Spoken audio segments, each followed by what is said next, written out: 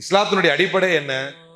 இன்னமல் அமாலு பின்னியா வ இன்னமா லிகுல்லி இம்ரிஇம் மா நவா ஃபமன் கானத் ஹிஜ்ரத்துஹு இலல்லாஹி வ ரசூலிஹி ஃபஹிஜ்ரத்துஹு இலல்லாஹி வ ரசூலிஹி வமன் கானத் ஹிஜ்ரத்துஹு லிதுன்யா யுஸீபுஹா வ இம்ரஅத்தின் யன்கிஹுஹா ஃபஹிஜ்ரத்துஹு இலா மா ஹாஜர இலைஹி. இதுதான் புகாரி ஷரீஃபுடைய முதல் ஹதீஸே இதுதான்.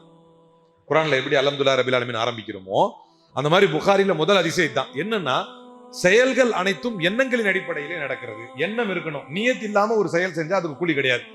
உலகத்தில் ஒரு செயலுக்கு இஸ்லாத்துல எண்ணமே இல்லை என்றாலும் அதற்கு கூலி இருக்குது அப்படின்னா அது இந்த மாதிரி சபை தான். சஹாபாக்கள் ஒருவர் பார்த்து கொண்டார் என்ன சொல்லுவாங்க? தஆல் நுமினு சாஅத்தன் அப்படின்னு சொல்லுவாங்க. வாங்க கொஞ்ச நேரம் ஈமான் கொள்வோம் அப்படின்னு சொல்லுவாங்க. அப்படின்னா என்ன?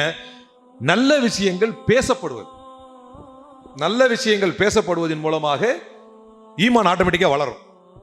நீங்க இதுக்கு பெரிய எஃபெக்ட் எப்படி அப்படின்னா, அதுக்கு தான் நட்பை பத்தி நபி ஸல்லல்லாஹு அலைஹி வஸல்லம் சொன்னாங்க. ஒரு நல்ல நண்பனுக்கு உதாரணம், ஒரு தீய நண்பனுக்கு உதாரணம் ஒரு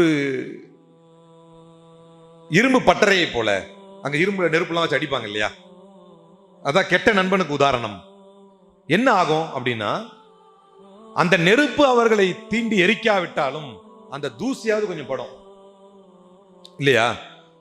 அதே போலத்தான் நல்ல நண்பனுக்கு உதாரணம் கஸ்தூரியை விற்பவனை போல.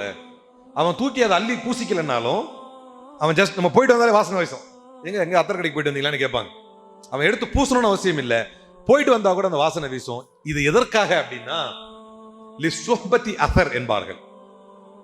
நீங்க யார் கூட சேர்றீங்க, என்ன பேசுறீங்க, எதை பத்தி டிஸ்கஸ் பண்றீங்க, அதுக்கு it will have an impact.